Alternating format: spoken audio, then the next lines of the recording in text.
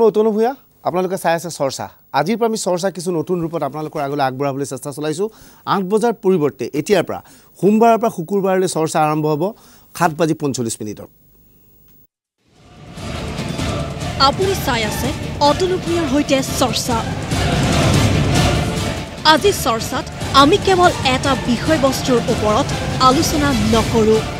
আজি চৰ্চা কৰা হ'ব কেইবাটাও বিষয়বস্তুৰ ওপৰত ইউপিএ চৰকাৰৰ দিনত সমগ্ৰ দেশজুৰি আৰম্ভ কৰা হৈছিল খাদ্য সুৰক্ষা আঁচনি এই আঁচনিৰ অধীনত দৰিদ্ৰ শ্ৰেণীৰ লোকক অসমত দুটকীয়াকৈ চাউল যোগান ধৰা হৈছিল কিন্তু সেই দুটকীয়া চাউল এতিয়া বন্ধ হোৱাৰ পথত কাৰ বাবে বন্ধ হ'ব দুটকীয়া চাউল আজি আমি চৰ্চা কৰিম দেশৰ কেইবাটাও গুৰুত্বপূৰ্ণ বিষয় প্ৰথমবাৰৰ বাবে চৰ্চাত সন্নিৱিষ্ট হ'ব কেইবাটাও নতুন শিতান আমি আৰম্ভ কৰিব লৈছো অতনু ভূঞাৰ সৈতে চৰ্চা আজিৰ দিনটো আটাইতকৈ ডাঙৰ খবৰ খাদ্য সুৰক্ষা আঁচনি ক্ৰমাৎ বিফল হোৱাৰ পথত আগবাঢ়িছে নেকি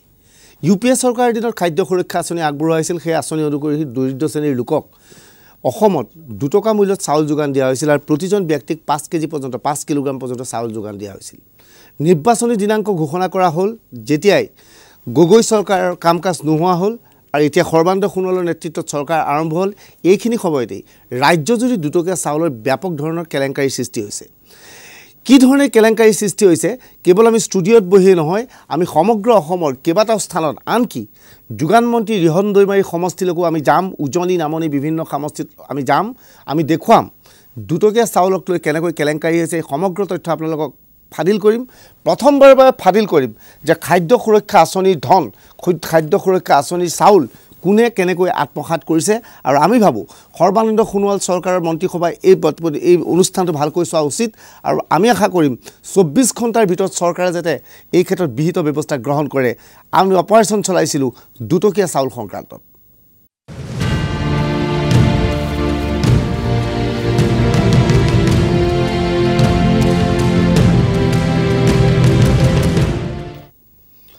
অপাৰেশ্যন দুটকীয়া চাউলৰ অধীনত আমি ৰাজ্যৰ বিভিন্ন প্ৰান্তত আমাৰ সাংবাদিকক আজি প্ৰেৰণ কৰিছিলোঁ দৰিদ্ৰ সীমাৰেখাৰ তলৰ ব্যক্তিসকলৰ কাষলৈ যে যিসকল ব্যক্তিয়ে নিয়ম অনুসৰি অসমত ২ টকা মূল্যত প্ৰতি কিলোগ্ৰাম চাউল লাভ কৰিছিল তেওঁলোকক প্ৰায় ৫ কিলোগ্ৰামকৈ চাউল দিবলগীয়া হৈছিল কিন্তু শেহতীয়া খবৰ মতে যে দুটকীয়া চাউলৰ মূল্য ক'ৰবাত ৩ টকা বা ক'ৰবাত ৪ টকালৈ বৃদ্ধি কৰা হৈছে আনহাতে ৫ কেজি চাউল যোগান দিবলগীয়া হৈছিল যদিও শেহতীয়াভাৱে ৩ কেজি ৪ কেজি পৰ্যন্ত চাউল দিয়া হৈছে অৰ্থাৎ ১ কেজিমান চাউল হ্ৰাস কৰা হৈছে আৰু মূল্যও বৃদ্ধি কৰা হৈছে কিন্তু চৰকাৰৰ নীতি সেইটো নাছিল চৰকাৰৰ নীতি এতিয়াও সলনি হোৱা নাই প্ৰশ্ন হৈছে সৰ্বানন্দ সোণোৱালৰ নেতৃত্বত চৰকাৰ গঠন হোৱাৰ পিছত কোনে নীতি সলনি কৰিছে যে সৰ্বানন্দ সোণোৱালৰ নেতৃত্বত চৰকাৰ গঠন হোৱাৰ প্ৰাক মুহূৰ্তত কোনোবাই নীতি সলনি কৰিছে নেকি আচলতে এই সমগ্ৰ ঘটনাৰ আঁৰত কোন কোন জড়িত আছে সেই সমগ্ৰ তথ্য আজি ফাদিল কৰিবলৈ আমি চেষ্টা কৰিম কিন্তু দৰ্শকক জ্ঞাতাৰ্থে জনাওঁ এই বিষয়টো প্ৰথমে চৰ্চালৈ আনিছিল এজন ব্যক্তিয়ে তেখেত হৈছে কৃষক মুক্তি সংগ্ৰামৰ নেতা অখিল গগৈ সাংবাদিক মেলযোগে জনাইছিল যে দুটকীয়া চাউলৰ বা খাদ্য সুৰক্ষা আঁচনি খেলিমেলি হৈছে আৰু অখিল গগৈৰ এই বক্তব্যৰ পিছত আমি পৰীক্ষা চলাবলৈ সমগ্ৰ অসমত অভিযান চলাই আমি নিশ্চিত হৈছিলোঁ যে অখিল গগৈৰ বক্তব্য সত্য আমি কি পালোঁ আমাৰ প্ৰতিবেদনত কি তথ্য পালোঁ সেয়া দেখুৱাম কিন্তু তাৰ প্ৰাক মুহূৰ্তত আমি অখিল গগৈৰ সৈতে পোনে পোনে কথা পাতিবলৈ চেষ্টা চলাইছোঁ অখিল গগৈ আসাম টক্সৰ বিশেষ অনুষ্ঠান চৰ্চালৈ আপোনাক স্বাগতম আপুনি এটা মাৰাত্মক আৰু গুৰুতৰ অভিযোগ ৰাজ্য চৰকাৰৰ বিৰুদ্ধে উত্থাপন কৰিলে যে খাদ্য সুৰক্ষা আঁচনিত খেলিমেলি হৈছে আপোনাৰ তাত কি তথ্য আছে সেইখিনি তথ্য দৰ্শকক অৱগত কৰিব নেকি আচলতে দুটকীয়া চাউল এতিয়া মানুহে নোপোৱা হ'ল নেকি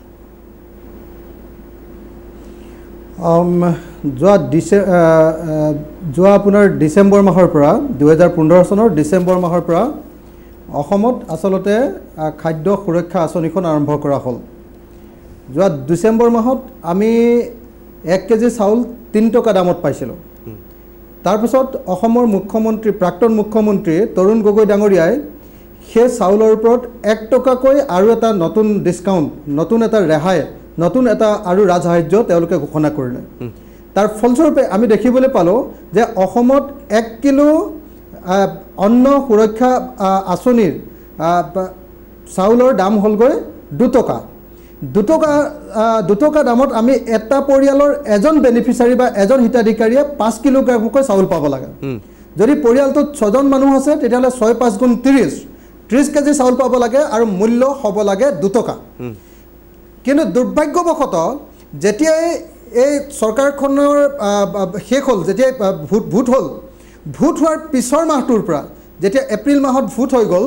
ভোট হোৱাৰ পাছৰ পৰা দেখা গ'ল যে এপ্ৰিল মাহৰ কোটাটোৰ ক্ষেত্ৰত 2 টকা চাউল 3 টকালৈ উঠিলে আৰু তাৰ পৰৱৰ্তী সময়ত আমি দেখিবলৈ পালোঁ যে কৰবাত 2 টকা চাউল 4 টকালৈ বৃদ্ধি পালে আৰু 5 কিলো যে চাউল দি থকা হৈছিলে সেই 5 কিলো চাউলৰ ঠাইত এতিয়া প্ৰদান কৰি থকা হৈছে 4 কিলো আৰু কৰবাত 3 কিলো 250 গ্ৰাম পৰ্যন্ত দিয়া হৈছে অৰ্থাৎ 3 কিলো 250 গ্ৰামৰ পৰা এটা 4 কিলোৰ ভিতৰত চাউল প্ৰদান কৰা হৈছে এটা পৰিয়ালৰ এজন বেনিফিচিয়াৰী হয় দিব লাগে 5 কিলোগ্ৰাম কৈ দিব লাগে 2 টকা কৈ দিছে কিন্তু 4 টকা কৈ তো এই দুটা ডাঙৰ কেলেংকাৰী মই জানিব 3 নম্বৰ যেটো কেলেংকাৰী হ'ল যে হয় কৈ লওক হয় 3 নম্বৰ কেলেংকাৰীটো হ'ল যে এটা পৰিয়ালত যদি 6 জন মানুহ আছে কিন্তু 6 জন মানুহক এতিয়ালৈকে চাউল দিয়া হোৱা নাই তিনিজন মানুহক চাউল দি অন্য 3 জন মানুহক বঞ্চিত কৰা হৈছে এনেকৈ এটা কৰাপচন কৰা হৈছে আৰু চতুৰ্থ যেটো কৰাপচন হেতু হ'ল যে অসমৰ বহুত গাঁও বহুত চাহ বাগিচা বহুত নগৰ আৰু বহুত হেৰি অঞ্চলত চৰচাপৰি অঞ্চলত দেখা গৈছে যে যিবিলাক দুখীয়া পৰিয়ালবিলাকক কাৰ্ড দিয়াৰ পৰিৱৰ্তে ধনী পৰিয়ালবিলাকক কাৰ্ড দিয়া হৈছে আৰু এনেকৈ ধনী পৰিয়ালক কাৰ্ড দি দুখীয়া মানুহবিলাকক বঞ্চিত কৰা হৈছে এই 4টা মূল কেলেংকাৰী সংগঠিত হোৱা আমি দেখিবলৈ পাইছোঁ মই অখিল গগৈ জানিব বিচাৰিম এইটো নিৰ্বাচনী ভোট গ্ৰহণ হোৱাৰ পিছ মুহূৰ্ততে হৈছে নে সৰ্বানন্দ সোণোৱালৰ নেতৃত্বত চৰকাৰ গঠন কৰাৰ পিছত হৈছে না এটো 4 এপ্ৰিল তাৰিখৰ দিনা যেতিয়া ভোট গ্ৰহণ হ'ল ভোট গ্ৰহণৰ পাছত যেতিয়া চাউলটো বিতৰণ কৰিছে সেই বিতৰণ কৰা চাউলটোতে প্ৰথমতে কেনাটো আৰম্ভ হৈছে প্ৰথম 3 টকাকে ল'বলৈ আৰম্ভ কৰিলে গাঁওবিলাকত 2 টকাকে আগতে আছিলে চাউলটো 3 টকাকৈ দিবলৈ ক'লে যে চৰকাৰ এতিয়া নাই গতিকে চৰকাৰে আৰু এতিয়া ৰাজসাহায্য দিবনে নাই নাজানো গতিকে 3 টকা হ'ব তাৰ পৰৱৰ্তী সময়ত দেখা গ'ল যে এতিয়া সেই চাউলবিলাকৰ দাম 4 টকালৈ বৃদ্ধি পালে ঠিক গতিকে সৰ্বানন্দ সোণোৱাল চৰকাৰ অহাৰ লগে লগে অৰ্থাৎ এইবাৰ মে মাহটোত অসমৰ সকলো ঠাইতে প্ৰায় বেছিভাগ মানুহে 4 টকা দামত এতিয়া চাউল পাবলগীয়া হৈছে আপুনি কি ভাবে যে এই সমগ্ৰ ঘটনাৰ সৈতে কোন জড়িত আছে ইয়াত ফুড কৰ্পোৰেশ্যন অফ ইণ্ডিয়াৰ কোনোবা বিষয়া জড়িত আছে সাপ্লাই বিভাগৰ বিষয়া জড়িত আছে চৰকাৰৰ কোনো প্ৰতিনিধি জড়িত আছে কাক আপুনি সন্দেহ কৰিব বিচাৰে নহয় আমি যেতিয়া ডিসি সকলৰ লগত আলোচনা কৰিছো আমি যেতিয়া সাপ্লাই ডিপাৰ্টমেণ্টৰ লগত আলোচনা কৰিছো বা এডিসি বিলাকৰ লগত আলোচনা কৰিছো এসডিও বিলাকৰ লগত আলোচনা কৰিছো আৰু সাপ্লাই ডিপাৰ্টমেণ্টৰ ডাইৰেক্টৰ অফিচৰ লগত যেতিয়া আলোচনা কৰিছো তেতিয়া তেওঁলোকে আমাক দুটা কথা কৈছে এক নম্বৰ কথাটো তেওঁলোকে আমাক কৈছে যে অসমত কেন্দ্ৰীয় চৰকাৰে যিমান চাউল দিব লাগে সেই চাউলৰ পৰিমাণ কমাই দি আছে তেওঁলোকৰ মতে যোৱা ডিসেম্বৰ মাহত 2015 চনৰ ডিসেম্বৰ মাহত 1170.32 টন চাউল কমকৈ দিছে জানুৱাৰী মাহত 1170.31 টন চাউল কমকৈ দিছে ফেব্ৰুৱাৰী মাহত 1913.885 টন চাউল কমকৈ দিছে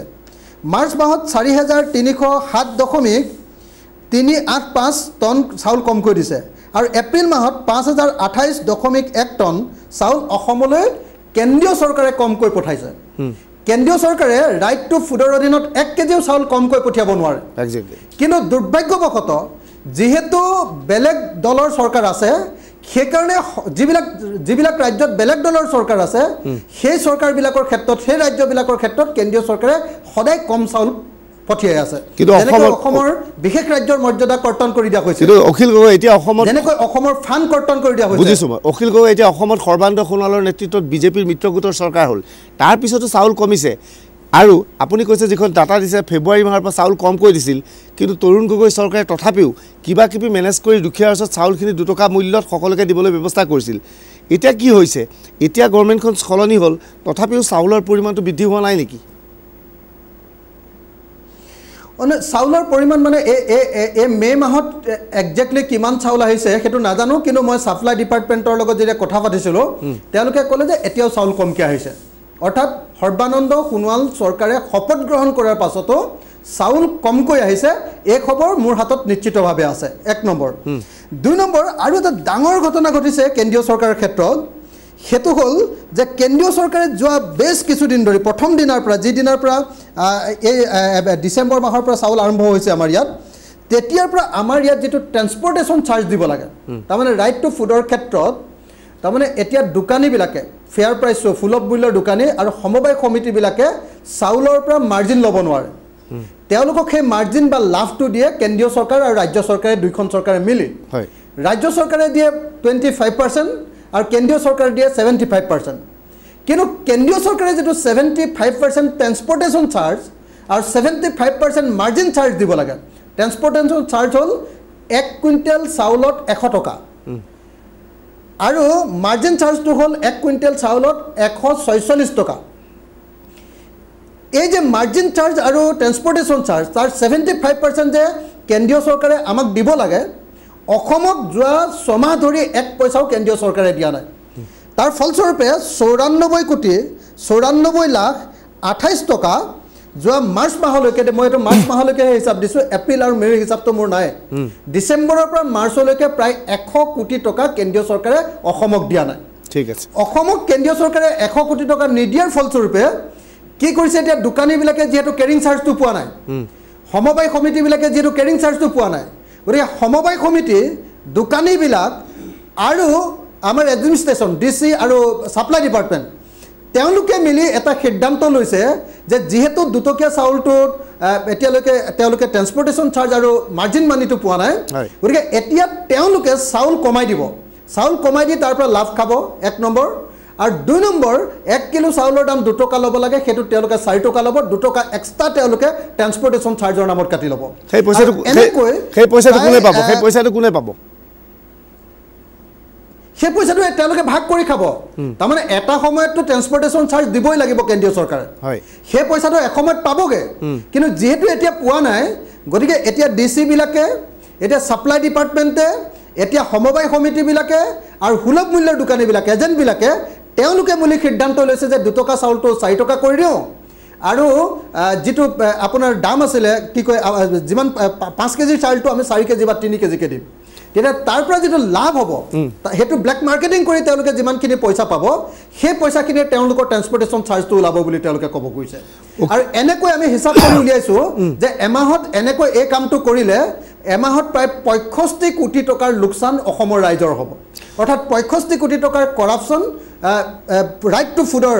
স্কিমটোত আমাৰ 65 কোটি টকা এমাহত কৰাপচন হ'ব আৰু যোৱা সমাহত এই কৰাপচনটো যদি কৈছে তেতিয়ালে এই সমাহৰ পৰিমাণটো প্ৰায় 400 কোটি টকা হ'ব এটা অখিল গগৈ যেহেতু এখন আমি পৰিৱৰ্তনকামী এখন চৰকাৰ বিচাৰিছিল ৰাইজে এখন পৰিৱৰ্তনকামী চৰকাৰ হল সৰ্বানন্দ সোণোৱালৰ নেতৃত্বত আৰু এই চৰকাৰখনৰ দিনত এইটোৱে বোধহয় সৰ্ববৃহৎ কেলেংকাৰী বৰ্তমান চলি আছে চৰকাৰৰ জ্ঞাতসাৰে বা অজ্ঞাতসাৰে নাজানো মই নাভাবো যে এখন এই কেলেংকাৰীৰ বিষয়ে মুখ্যমন্ত্ৰী সৰ্বানন্দ সোণোৱাল জ্ঞাত বা যোগান মন্ত্ৰী ৰিহন দৈমাৰী জ্ঞাত তেওঁলোকৰ অজ্ঞাত একাংশ ব্যুৰ'ক্ৰেট বা বিষয়ে এটা সৰ্ববৃহৎ কেলেংকাৰী চলাই আছে আপুনি ৰাজ্য চৰকাৰৰ ওচৰত কিবা আহ্বান জনাব নেকি বা এই ক্ষেত্ৰত পৰৱৰ্তী সময়ত কৃষক মুক্তি সংগ্ৰাম সমিতি কিবা স্থিতি থাকিব নেকি এটো বৰ দুৰ্ভাগ্যজনক ঘটনা যে ৰাজ্য চৰকাৰৰ গোটে কথাটো কবৰ কাৰণে আমি যেতিয়া চেষ্টা কৰিছিলো ৰাজ্য চৰকাৰে আমাৰ মুখ বন্ধ কৰি দিছে আপুনি জানে যে 27 তাৰিখৰ দিনা আমি এখন সংবাদমেল পাতিছিলো আৰু 27 তাৰিখৰ দিনা আমি সংবাদমেল আয়োজন কৰি আমি এই কেলেংকাৰীটো সমগ্ৰ অসমবাসী ৰাইজক জনাইছিলো 1 নম্বৰ কথা 2 নম্বৰ কথাটো হ'ল যে আমি 27 তাৰিখৰ দিনাই অসম চৰকাৰৰ ওচৰত পাৰমিশন বিচাৰিছিলো যে আমি এই বিষয়টোক লৈ এটা ধৰ্ণা দিব খোজো আৰু এই বিষয়টোক লৈ এখন মেমৰেণ্ডাম আমি অসমৰ মুখ্যমন্ত্ৰী আৰু অসমৰ সাপ্লাই মন্ত্ৰীক দিব খোজো আৰু তাৰ কাৰণে আজিৰ দিনটো আজি 30 মে তাৰিখৰ দিনটোক আমি ধৰ্ণাৰ দিন হিচাপে ধাৰ্য কৰিছিলো আজি 11 বজাত ডাইৰেক্টৰ অফ সাপ্লাই কাৰণে আমি এখন মেমৰেণ্ডাম তৈয়াৰ কৰিছিলো মই মেমৰেণ্ডামখন আপোনালোকৰ দৰ্শকৰ কাৰণে দেখুৱাইছো এখন মেমৰেণ্ডাম এই মেমৰেণ্ডামখন মাননীয় মুখ্যমন্ত্ৰী মহোদয় অসম চৰকাৰ দিছপুৰ গুৱাহাটী 6 খাদ্য আৰু অসামৰিক যোগান বিভাগৰ মাননীয় সঞ্চালক মহোদয়ৰ জৰিয়তে মেমো/KMSS/2016 023 30/5/2016 এই মেমৰেণ্ডামখন আমি তৈয়াৰ কৰিছিলো আৰু এই মেমৰেণ্ডামখন আমি ৰাজ্য চৰকাৰলৈ প্ৰেৰণ কৰিবৰ কাৰণে সিদ্ধান্ত লৈছিলো কিন্তু সৰ্বানন্দ সোণোৱাল চৰকাৰে বোধহয় সৰ্বানন্দ সোণোৱাল ডাঙৰীয়াৰ প্ৰত্যক্ষ নিৰ্দেশত অসম পুলিচে আমাক ধৰ্ণা দিয়াত মানা কৰিলে আমি যোৱা 2005 চনৰ পৰা আন্দোলন কৰি আহিছোঁ আৰু 2005 চনৰ পৰা আমি প্ৰায় প্ৰত্যেক বছৰে সাপ্লাই ডিপাৰ্টমেণ্ট ঘেৰাও কৰোঁ সাপ্লাই ডিপাৰ্টমেণ্টত ধৰ্ণা দিওঁ আৰু আজিৰ দিনটোলৈকে অসমৰ কোনো চৰকাৰে আমাক কেতিয়াও এইটো বাধা প্ৰদান কৰা নাছিলে কিন্তু এতিয়া জনগণৰ ইমান আপোন চৰকাৰ এখন অহাৰ পাছত আমি দেখিবলৈ পালোঁ যে জনগণৰ আটাইতকৈ ডাঙৰ যিটো বিপদ আটাইতকৈ ডাঙৰ যিটো দুৰ্নীতি আটাইতকৈ যিটো ডাঙৰ ঘটনা সেই ঘটনাটোক লৈ যেতিয়া আমি এখন মেমৰেণ্ডাম দিবলৈ ওলালোঁ তেতিয়া মুখ্যমন্ত্ৰী সৰ্বানন্দ সোণোৱাল ডাঙৰীয়াৰ বোধহয় প্ৰত্যক্ষ নিৰ্দেশত অসম পুলিচে আমাৰ এই ধৰ্ণা কাৰ্যসূচীটো বানচাল কৰি দিলে ঠিক আছে অখিল গগৈ মই আপোনাক আৰু অধিক সময় দিব নোৱাৰিম আপুনি গুৰুতৰ অভিযোগ উত্থাপন কৰিছে আমি আপোনাৰ অভিযোগৰ ভিত্তিত সমগ্ৰ অসমত অভিযান চলাইছিলোঁ অখিল গগৈক বহুত বহুত ধন্যবাদ জ্ঞাপন কৰিলোঁ এটা গুৰুত্বপূৰ্ণ বিষয় অসমৰ ৰাইজৰ ওচৰলৈ আনিলে মই ভাবোঁ যে সৰ্বানন্দ সোণোৱালৰ নেতৃত্বাধীন চৰকাৰখনে এই প্ৰতিবেদনটো চোৱা উচিত বহুতে ভাবে অখিল গগৈয়ে কৈছে অখিল গগৈ বক্তব্যৰ কোনো ভিত্তি আছে নাই বহুতে প্ৰশ্ন কৰিছে আমিও অখিল গগৈৰ অভিযোগৰ ভিত্তি আছে নাই চাবলৈ সমগ্ৰ ৰাজ্যজুৰি অভিযান চলাইছিলোঁ যে খাদ্য সুৰক্ষা আঁচনিৰ ধনৰ নামত হৰলুকি হৈছে নেকি 2 টকীয়া চাউলৰ মূল্য 3 টকা বা 4 টকালৈ বৃদ্ধি কৰা হৈছে নেকি বা যি 5 কেজিকৈ চাউল একোজন দৰিদ্ৰ সীমাৰেখাৰ তলৰ লোকক দিবলগীয়া হৈছিল 5 কেজিৰ ঠাইত 3 কেজি বা 4 কেজি দিয়া হৈছিল নেকি ৰাজ্যজুৰি আমাৰ ৰিপৰ্টাৰে আমাৰ সাংবাদিকে যি প্ৰতিবেদন প্ৰকাশ কৰিলে সেই প্ৰতিবেদন আমি দেখুৱাম এই প্ৰতিবেদনৰ পিছত ৰাজ্য চৰকাৰ নিশ্চিত হ'ব যে অসমত এক ভয়ানক কেলেংকাৰী সংঘটিত হৈছে খাদ্য সুৰক্ষা আঁচনিৰ নামত আৰু মই ভাবোঁ সোণোৱাল চৰকাৰী কেলেংকাৰী এসপ্তাহৰ ভিতৰতে ৰোধ কৰাটো অতিকৈ প্ৰয়োজনীয় হ'ব এই কেলেংকাৰী আমি প্ৰথমবাৰৰ বাবে ফাদিল কৰিব ওলাইছোঁ এই প্ৰতিবেদনৰ জৰিয়তে খাদ্য সুৰক্ষা আঁচনিৰ নামত এতিয়া কেলেংকাৰী আৰম্ভ হৈছে ইউপিএ চৰকাৰৰ দিনত আৰম্ভ কৰা দুখীয়াৰ বহু আকাংক্ষিত এই আঁচনিখন কোনে কেলংকিত কৰিছে সেয়া কিন্তু এতিয়াও স্পষ্ট হোৱা নাই আচলতে নিৰ্বাচনী দিনাংক ঘোষণা কৰাৰ পিছতেই এই কেলেংকাৰী আৰম্ভ হৈছিল সৰ্বানন্দ সোণোৱাল মন্ত্ৰীসভাৰ বাবে এতিয়া প্ৰথমটো প্ৰত্যাহ্বান আহি পৰিছে এই আঁচনিখন কাৰ্যকৰী কৰাৰ ক্ষেত্ৰত খাদ্য সুৰক্ষা আঁচনিৰ জৰিয়তে দৰিদ্ৰ শ্ৰেণীৰ লোকসকলে 2 টকা মূল্যত গড়ে 5 কেজিকৈ চাউল লাভ কৰিছিল এয়া আছিল তেওঁলোকৰ বাবে সম্পদ গগৈ চৰকাৰে নিৰ্বাচনী প্ৰচাৰৰ সময়ত বাৰে বাৰে আঁচনিখনৰ কথা কৈছিল দুখীয়াক চৰকাৰে অন্ন যোগান দিছিল বুলি দাবী কৰিছিল তৰুণ গগৈ চৰকাৰে আশংকা প্ৰকাশ কৰিছিল যে অসমত কংগ্ৰেছ চৰকাৰ নাহিলে এই আঁচনি বন্ধ বাস্তৱ সত্যটো হ'ল এই আঁচনিখন কেন্দ্ৰৰ আঁচনি এই আঁচনিখন বন্ধ কৰাৰ কোনো প্ৰশ্নই নাই কিন্তু এতিয়া এই আঁচনিক কেন্দ্ৰ কৰি আৰম্ভ হৈ পৰিছে অনিয়ম নিৰ্বাচনী প্ৰক্ৰিয়া আৰম্ভ হোৱাৰ লগে লগে এটা দুষ্ট চক্ৰই খাদ্য সুৰক্ষা আঁচনিৰ চাউলৰ পৰিমাণ হ্ৰাস কৰিছে কৃষক নেতা অখিল গগৈয়ে এই গুৰুতৰ অভিযোগ উত্থাপন কৰিছিল প্ৰথমেই চাওক অখিল গগৈ কি কৈছিল নিৰ্বাচনৰ সময়ত মুখ্যমন্ত্ৰী প্ৰাক্তন মুখ্যমন্ত্ৰী তৰুণ গগৈ ডাঙৰীয়াই 3 টকাৰ চাউলটো 2 টকা কৰিলে 2 টকা দামত 1 কিলো চাউল আৰু নিৰ্বাচন যোৱাৰ লগে লগে সেই 2 টকীয়া চাউলটো 4 টকালৈ পৰিণত হৈ গ'ল আজিৰ দিনটোত 1 কেজি চাউলৰ দাম 4 টকা লয় 2 টকা চাউল কেৱল দাম বেছি লৈছে এনেকুৱা নহয় চাউলত প্ৰত্যেকটো পৰিয়ালে এজন বেনিফিচিয়াৰীয়ে এখন কাৰ্ডত থকা এজন বেনিফিচিয়াৰীয়ে 5 কিলোগ্ৰামকৈ পাব লাগে ইলেকশ্যনলৈকে আমি 5 কিলোগ্ৰামকৈ পাইছিলোঁ এতিয়া এটা পৰিয়ালে পায় 4 কিলোগ্ৰামকৈ তেতিয়াহ'লে আমাৰ প্ৰত্যেক মাহতে কেইবা কোটি টকা আমি হিচাপ কৰি দেখিছিলোঁ যে পইচা বেছিকৈ লোৱা আৰু চাউল কমকৈ দিয়া এই দুইটা হিচাপ কৰিলে এমাহত আমাৰ পৰা 65 কোটি টকাকৈ লুট কৰি থকা হৈছে অখিল গগৈৰ এই বক্তব্য কিমান সত্য মুখ্যমন্ত্ৰী ইয়াৰ উত্তৰ বিচাৰি আমি সমগ্ৰ অসমত অভিযান চলাবলৈ চেষ্টা কৰিছোঁ 2 টকা দামত 1 কিলো চাউল প্ৰথমেই আমাৰ অভিযান আৰম্ভ হৈছিল লখিমপুৰত সাংবাদিক অজিত মেধিয়ে লখিমপুৰৰ গ্ৰামাঞ্চললৈ গৈ এই বিষয়ে জানিবলৈ চেষ্টা চলাইছিল যোগাযোগ কৰিছিল 2 টকীয়া চাউল লাভ কৰা বিভিন্ন পৰিয়ালৰ সৈতে শুনি আচৰিত হ'ব অখিল গগৈৰ অভিযোগ আছিল 100% সত্য 3 টকাৰ চাউলটো 2 টকা কৰিলে মই 16 কেজি পাইছোঁ মানুহ কেইজন 4জন আগতে কিমান পাইছিলে আগতে 35 কেজি আৰু এতিয়া 4জনত 20 কেজি দিব লাগে এতিয়া দিছে মাত্ৰ 16 কেজি এটো কেতিয়াবা হৈছে আপোনাক যেটো কমাই দিছে এই ইলেকশ্যনৰ পাছৰ কি বুলি কয় দোকানীয়ে দোকানীয়ে কয় এতিয়া বোলে যিমানটো চাউল আহিছে সিমানটোৱে দিব পাৰিম তেতিয়া আপোনালোকে কি বুলি কয় তেতিয়া আমি আমাৰ মালিকে কৈছে বোলে আৰু 2 কেজি মান দিয়া আকৌ বোলে চাউলে নাই তই বোলে পিছত ল'বি যাওঁ এতিয়া এইটো ক্ষেত্ৰত আপোনাৰ ক্ষেত্ৰতে হৈছে না বাকি বিলাকৰ ক্ষেত্ৰতে চবকে কাবাক বেছিকে দিছে নেকি কাবাক বেছিকে দিছে মানে এতিয়া সিমান নাজানো নহয় এজনক দিলে 18 কেজি কোৱাহে শুনিছোঁ। কেইজন তেওঁলোকৰ মেম্বাৰ কেইজন? তেওঁলোকৰ মেম্বাৰ 4জনে, মোৰ 4জন। কিমান পাব লাগে আপুনি? মই 20 কেজি পাব লাগে, দিছে 16 কেজি। সেই দোকানে কি বুলি কয়গে? কয় বোলে হেৰি চাউলে অহা নাই, ক'ৰ পৰা দিম? এইটো কেতিয়াৰ পৰা হৈছে কথাটো? এই ইলেকশ্যনৰ পাছৰ পৰা। লখিমপুৰৰ দৰিদ্ৰ সীমাৰেখাৰ তলৰ ব্যক্তিসকলৰ বক্তব্য শুনিছেনে? 4 কেজি পাইছোঁ, আগতে কিমান পাইছে? আগতে 18 কেজি পালোঁ। আগতে পাইছিলোঁ, এতিয়া একেবাৰে পোৱাই নাই। 10 কেজি দিছিলে, 5 কেজি দিয়ে, তেনেকৈ দিয়ে আৰু নিদিয়ে এতিয়া একেবাৰে। আৰু এতিয়া 4জনক 20 কেজি দিব লাগে, এতিয়া দিছে মাত্ৰ 16 কেজি। কেন্দ্ৰীয় চৰকাৰে আঁচনিৰ ধৰত কোনে কৰ্তন কৰিছে? এই ঘটনাৰ সৈতে কোন জড়িত? কিয় খাদ্য সুৰক্ষা আঁচনিৰ চাউল কৰ্তন কৰা হৈছে? তাৎপৰ্যপূৰ্ণ কথা এই যে চৰকাৰ সলনি হোৱাৰ লগে লগে খাদ্য সুৰক্ষা আঁচনিৰ বহু লোকৰ নাম কৰ্তন কৰি দিয়া হৈছে। এয়াই নেকি বিজেপি চৰকাৰৰ তথাকথিত পৰিৱৰ্তন? খাদ্য সুৰক্ষা আঁচনিৰ অধীনত যি চাউল পাই আছে, বৰ্তমান আপোনালোকে চাউল কিমান পাই আছে? আমি এতিয়া প্ৰথমতে আমাক 3 কেজিকৈ দিলে, আৰু এতিয়া মাজতে 2 কেজি দিছে, এতিয়া আকৌ 12 কেজি দিছে। আমি আগতে 12 কেজি মানে আপোনাক কেইজনৰ বিপৰীতে 12 কেজি দিছে? 3জন। 3জন হয়। কি বুলি কয়? দোকানলৈ চাউল অহা নাই, এয়াহে আহিছে, তাকে আমি বিলাপিতি দিছোঁ আৰু। এইটো কেতিয়া হৈছে ঘটনাটো? কেতিয়া? এতিয়া ইলেকশ্যনৰ পাছৰ পৰা। কি বুলি কয় দোকানী? দোকানলৈ চাউল অহা নাই, আমি ক'ৰ পৰা দিম? যোৱা আকৌ হেৰি কি আপত্তি কৰাকৈ কৰা যদি হেৰিয়ত কি বোলে এইখন চাপ্লাই অফিচত। তেতিয়া আপোনালোকে কি বুলি কয়? আমি যোৱা নাই আৰু গাঁৱৰ মানুহ বুলি আৰু দোকানীটো নাম কাটি দিয়ে বুলি। এইটো অকল আপোনাৰ ক্ষেত্ৰতে হৈছে নে বাকীবিলাকৰ? এই চবৰে কৰিছে, চবৰে কাট কাটি দিছে। এই ইলেকশ্যনৰ পাছৰ পৰা কাটবোৰে কাটি দিছে চবৰে। কাৰোবাৰ হেৰি কি বোলে চাকৰি আছে বুলি কাটিছে, কাৰোবাৰ দোকানত ল'ৰাটো আছে বুলি কাটিছে, তেনেকৈ কাটি কাটি নিছে। এটা সময়ত গাঁৱৰ একাংশ লোকে খাদ্য সুৰক্ষা আঁচনিৰ নামত 9 কিলোগ্ৰাম পৰ্যন্ত বিনামূলীয়া চাউল পাইছে। কিন্তু এতিয়া সকলো সলনি হৈছে। এই সলনিৰ সৈতে কোন জড়িত সেয়া কিন্তু এতিয়াও অস্পষ্ট। আপোনালোকে বৰ্তমান কিমান পাই আছে চাউল? এতিয়া ইলেকশ্যনৰ পাছৰ পৰা 4 কেজি পাইছোঁ। আগতে কিমান পাইছে? আগতে 18 কেজি পালোঁ। তাৰপিছত মানে আপোনালোকৰ 2জন, প্ৰথম 18 কেজি পাইছোঁ। কেইজন আছিলে? 2জনৰ 9 কেজিকৈ। তাৰপিছত 4 কেজিকৈ পালোঁ। তাৰপিছত 2 কেজি পাইছোঁ। তাৰপিছত আকৌ 4 কেজি 8 কেজি পাইছোঁ 2জন। এইটো ইলেকশ্যনৰ পাছত। এতিয়া 8 কেজি পাইছোঁ। কেৱল লখিমপুৰতেই নহয়, খাদ্য সুৰক্ষা আঁচনিৰ খাদ্য হৰলুকিৰ বিতং তথ্য জানিবলৈ শিৱসাগৰ জিলাৰ সাংবাদিক জামালুদ্দিন আহমদকো আমি দায়িত্ব দিছিলোঁ। প্ৰশ্ন হয়, এই খেলি মেলিৰ বাবে ফুড কৰ্পোৰেশ্যন অফ ইণ্ডিয়া দায়ী নেকি? ফুড কৰ্পোৰেশ্যন অফ ইণ্ডিয়াই ব্যাপক অনিয়ম কৰিছে নেকি?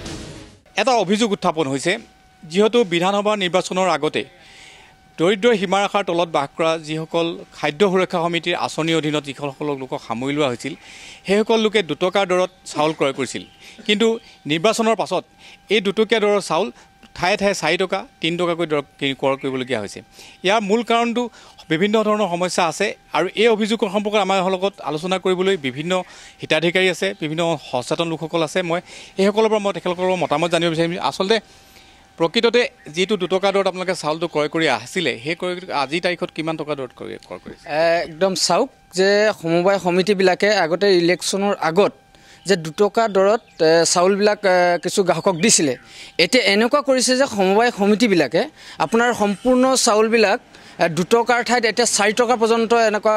হিতাধিকাৰীৰ পৰা লৈছে। আৰু পাৰ হেড আপোনাৰ 5 কেজিকৈ, আপোনাৰ এটা পৰিয়ালত যদি 5জন আছে 25 কেজি চাউল পাব লাগে, আৰু পাৰ হেডৰ পৰা আধা কেজিকৈ চাউল, কিছু জেগাত 1 কেজি পৰ্যন্ত আচলতে চাউল কাটি দিয়া হৈছে। এইটো একদম যিটো আমাৰ খাদ্য সুৰক্ষা যে ভাৰতৰ সংবিধানৰ ৰাইট টু লাইফৰ 21 নম্বৰ অনুচ্ছেদৰ মতে যিটো আমাক খাদ্য সুৰক্ষাৰ জৰিয়তে আমাক সুৰক্ষা প্ৰদান কৰিব লাগে, আৰু সেইটো সম্পূৰ্ণভাৱে বিফল কৰি এই গোটেই ঘটনাটো আচলতে চাপ্লাই, এই গোটেই হেৰিটো হৈছে আপোনাৰ FCI, সেই ঘটনাটো আমাৰ সমবায় সমিতিৰ জৰিয়তে এইবিলাক হৈছে। আৰু এইবিলাক হোৱাৰ উপৰিও আপোনাৰ এনেকুৱা ধৰণৰ যে কাৰ্ডবিলাকেই আনকি গাঁওবিলাকত দিয়া নাই, এনেকুৱা ভুৱা কাৰ্ড এই সমবায় সমিতিবিলাকত বহু ভুৱা কাৰ্ডো নিশ্চয় আছে। আৰু এনেকৈ আমি বহু সমবায় দেখিছোঁ যে মেটেকাৰ সমবায়টো তেনেকুৱা ভুৱা কাৰ্ড লৈ আচলতে ঘটনা ঘটাই থাকে। বিশেষকৈ যিটো মূল বিষয়টো হৈছে যে 2 টকাৰ চাউলটো বৰ্তমান 4 টকা বা 3 টকা দৰত কিনিবলগীয়া ক্ৰয় কৰিব লাগিছে। মই এজন হিতাধিকাৰীৰ পৰা মই এই কথা জানিব বিচাৰিছোঁ, আপোনাৰ যিটো কাৰ্ড কাৰ্ড আছেনে যিটো আছে হয় মই বকতা সমবায় সমিতিৰ পৰা আহিছোঁ এই মাহত এপ্ৰিল মে' মাহত আমাৰ 70 কেজি চাউল দিব লাগে তাই দিছে 62 কেজি আৰু 240 টকা লৈছে মানে 4 টকা দৰত আমি কিনিবলগীয়া হৈছে 2 টকা চাউল কেজিটো 4 টকাত কিনিবলগীয়া হৈছে আৰু বাৰম্বাৰ আমি মানে যোগান বিভাগত জনাই আহিছোঁ সমবায়ত জনাই অহাৰ পিছতো মানে কামটো মানে তেওঁলোকে মানে কোনো মানে মৌনতা অৱলম্বন কৰি আছে আৰু আশ্চৰ্যজনক কথা মানে আৰু 3 টকা যিটো চাউল ধৰি 20 কেজি 4জনৰ গ্ৰাহকত হিতাধিকাৰী 20 কেজি দিব লাগে তাত 18 কেজি দিছে তাতো 4 টকা লৈছে এইখিনি আৰু এটা কথা উল্লেখ কৰিব লাগিব যে যিটো দৰত বা যিটো দাম দিয়ে চাউল ক্ৰয় কৰা হয় সেই দৰৰ কথাটো আছেই আৰু যিহেতু নিৰ্ধাৰিত এটা সেই হিচাপ দিয়া হয় যে নিৰ্ধাৰিত 5 কিলোকৈ চাউল দিয়া হয় কিন্তু শেহতীয়াভাৱে কম পোৱা গৈছে যে 4 কিলো চাইড কোনো 2 কিলো 3 কিলোকৈ চাউল পাইছে 4 কিলোকৈ চাউল পাইছে যিটো নিৰ্ধাৰিত 5 কিলো তেওঁলোকে চাউল পাব লাগে সেই 5 কিলোৰ চাউল তেওঁলোকে লাভ কৰা নাই এই সমগ্ৰ কথাবিলাক আমি সমবায় সমিতিৰ বিষয়ববীয়াকৈ জানিব বিচাৰিম মই বৰ্তমান মেটেকা সমবায় সমিতিৰ সন্মুখত আছোঁ মই মেটেকা সমবায় সমিতিৰ বিষয়ববীয়াৰ পৰা মই কিছু কথা জানিব চেষ্টা কৰিম মই তাৰ পাছতে আপোনালোকৰ লগতে কথা পাতিম মই প্ৰথমে মেটেকা সমবায় সমিতিৰ ভিতৰৰ ওচৰত যাব বিচাৰিছোঁ মেটেকা সমিতিৰ বিষয়ববীয়া আছে আৰু মেটেকা সমিতিৰ বিষয়ববীয়াৰ পৰা এই কথা জানিব বিচাৰোঁ আচলতে প্ৰকৃততে এইটো কিহৰ কাৰণে এই সমস্যাটো সৃষ্টি হৈছে আৰু এই সমস্যাটো কিমান দিনৰ পৰা সৃষ্টি হৈছে এই বিষয়ে মই কিছু কথা জানিব বিচাৰিম মই আপোনাৰ পৰা প্ৰথম কথা জানিব বিচাৰিছোঁ ৰাইজে অভিযোগ কৰিছে যে যিটো 2 টকা দৰত নিৰ্বাচনৰ আগত চাউল পাই আছিল হিতাধিকাৰীসকলে বৰ্তমান 3 টকা 4 টকা দৰত পাবলগীয়া হৈছে এই কথাটো কিমান সঁচা এইটো কথা ইমান সঁচা নহয় এইকাৰণে সঁচা নহয় আমি মাৰ্চ এপ্ৰিল যিটো আছিলে যিটো মাৰ্চ এপ্ৰিল যিটো আমি 2 টকাকৈ এৰিছোঁ আৰু নিৰ্বাচনৰ আগত আৰু মে' মাহত আমি 3 টকাকৈ কিনি 3 টকাকৈ আমি এজেণ্টক এৰিছোঁ আৰু এজেণ্টে ক'লেও হিতাধিকাৰীক তেনেকৈ দিছে কিন্তু এতিয়ালৈকে আমি আৰু জমা দিবলৈ গৈছোঁ 2 টকাকৈ এই 2 টকাকৈ দিয়াৰ পাছত 3 টকাকৈ হ'ব নে 2 টকাকৈ হ'ব সেইটো ইমান অৱগত নহ'ম FCI পৰা যেতিয়া স্পষ্ট হ'ল যে নিৰ্বাচনৰ আগত আপোনালোকে 2 টকাকৈ দিছিলে কিন্তু এতিয়া আপোনালোকে 3 টকাকৈ ক্ৰয় কৰিবলগীয়া মে' মাহত আমি 3 টকাকৈ কিনিছোঁ আৰু 3 টকাকৈ আমি গ্ৰাহকক দিছোঁ তাৰমানে 3 টকাকৈ এতিয়া 1 টকা মূল্যটো বৃদ্ধি আহিল এইবাৰ যে আপোনালোকে চাউল আনিব দিছে আচ্ছা কিমান টকা দৰ আনিবলৈ দিছে বা কেইটকাকৈ ক্ৰয় কৰিব নাই এইবাৰ আমি 2 টকাকৈ RTGS কৰিছোঁ কিন্তু এতিয়া 2 টকাকৈ RTGS কৰি যেতিয়া চাউল আমি পাম তেতিয়াহে জানিম যে আমি 2 টকাকৈ চাউল পালোঁ আপোনালোকে মূলতে RTGS যিটো অৰ্ডাৰত আপুনি 2 টকাকৈ লিখে কিন্তু আপোনালোকে দি দিবলগীয়া হয় মানে যোৱাটো 3 টকাকৈ দিবলগীয়া তেওঁলোকে কয় নে আপোনালোকে তেনেকৈ কিহৰ কাৰণে 3 টকা দিবলগীয়া হয় এইটো কথা এইটো আমাক মানে চৰকাৰে যিটো অনুমোদন দিয়ে যিটো ছাপ্লাই আমাক যিটো অনুমোদন দিয়ে আমি যিখন মানে RTGS মানে অথৰিটি কপি যিটো উলিয়াওঁ সেই কপিটো আমাক 2 টকা দৰতে দিয়ে কিন্তু যেতিয়া আমি তালৈ যাওঁ তেতিয়াহে আমি 3 টকাকৈ আমি মাৰোঁ কিন্তু তালৈ গ'লে মানে আমি কেতিয়াবা 2 টকা পাওঁ কেতিয়াবা চাউল আমি কম পাওঁ ছাপ্লাই যেনিবা চাউল যিমান আমাক দিব লাগিছিল মে' মাহৰ প্ৰায়ৰিটি যিটো চাউল আছিলে যিটো প্ৰায়ৰিটি চাউল আছিলে 869 কুইণ্টেল 10 কেজি কিন্তু আমি FCI পৰা আমি লিফটিং কৰি পালোঁ 845 কুইণ্টেল 59 কেজি এইটো ঠিকাদাৰে জানিব আৰু FCI জানিব আৰু এইটো যোগান বিভাগে জানিব আমি সেই বিষয়ে ক'ব নোৱাৰিম আমি 10% চাউলটো কিয় কম পাইছোঁ তাৰপৰা এপ্ৰিল আছিলে যিটো এপ্ৰিলত আমি অন্তোদয়া পালোঁ অন্তোদয়া আমাৰ আছিলে 247 কুইণ্টেল 80 কেজি আৰু তাৰ ভিতৰতে পালোঁ 238 কুইণ্টেল 21 কেজি এতিয়া আমি 9 কুইণ্টেল 58 কেজি কম পালোঁ কিন্তু প্ৰায়ৰিটি আমি লিফটিং কৰিব নোৱাৰিলোঁ আমি 46 কুইণ্টেল মাত্ৰ 11 কেজি চাউলহে পালোঁ কিহৰ কাৰণে হ'ল সেইটো আমাৰ FCI আমাক মানে দিব নোৱাৰিলে FCI আমাক দিব নোৱাৰিলে তেওঁলোকে এক্সটেনশ্যন ডেট পাৰ হৈ গ'ল বুলি ক'লে এক্সটেনশ্যন ডেট আহিলে তাৰপিছত এক্সটেনশ্যন ডেট কি বস্তুটো কি এক্সটেনশ্যন ডেট তাৰমানে আমাৰ 30 তাৰিখলৈকে যিটো সময় দিয়ে 30 তাৰিখলৈকে আমি এতিয়া দিলোঁ আমি 30 তাৰিখে 3 দিন 4 দিনৰ ভিতৰত আমাক 36 FCI দিব লাগিব যদি দিব নোৱাৰে তেওঁলোকে দিল্লীলৈ লিখে বা ক'লৈ লিখি পেলাই আমাক তেওঁলোকে এক্সটেনশ্যন অৰ্ডাৰ অনাৰ পাছত তেওঁলোকে এক্সটেনশ্যন আহিলে মানে আমাক এক্সটেনশ্যন দিয়ে তাৰপিছত এক্সটেনশ্যন 3 দিন বা 4 দিন দিব তাৰপৰা থাকিব 36খন ছ'চাইটি 50খন গাড়ী বা 70খন গাড়ী এই 70খন গাড়ী তেওঁলোকে 2 দিন বা 3 দিনত দি শেষ কৰিব নোৱাৰে তাৰপিছত যিকেইখন ছ'চাইটি তেওঁলোকে অৱহেলা কৰিয়ে হওক বা কিবা কৰি হওক FCI আমাক যোগানটো ধৰিব নোৱাৰা গতিকে আমাৰ আকৌ বেনিফিচাৰীয়ে এই গ্ৰাহকসকলে পাছত গৈ পেলাই মাৰটো খায় মই এইখিনি এটা কথা উল্লেখ কৰিব বিচাৰিছোঁ যিটো সমস্যা মূল সমস্যাটো হৈছে তেওঁলোকে FCI মানে খাদ্য নিগমৰ গুদামৰ পৰা তেওঁলোকে চাউলসমূহ অনা হয় চাউলসমূহ আনিবৰ বাবে তেওঁলোকে এটা অৰ্ডাৰ কৰা হয় সেই অৰ্ডাৰটো 2 টকাকৈ দৰত তেওঁলোকে ক্ৰয় কৰিবলৈ যিটো পূৰ্বতে আছিল সেই 2 টকা দৰত তেওঁলোকে ক্ৰয় কৰিবলৈ তেওঁলোকে অৰ্ডাৰ লিখা হয় কিন্তু শেহতীয়া যি দুটামান দেখা গ'ল সেই দুটামান তেওঁলোকে 3 টকা দৰত ক্ৰয় কৰিবলগীয়া হৈছে কিন্তু তেওঁলোকৰ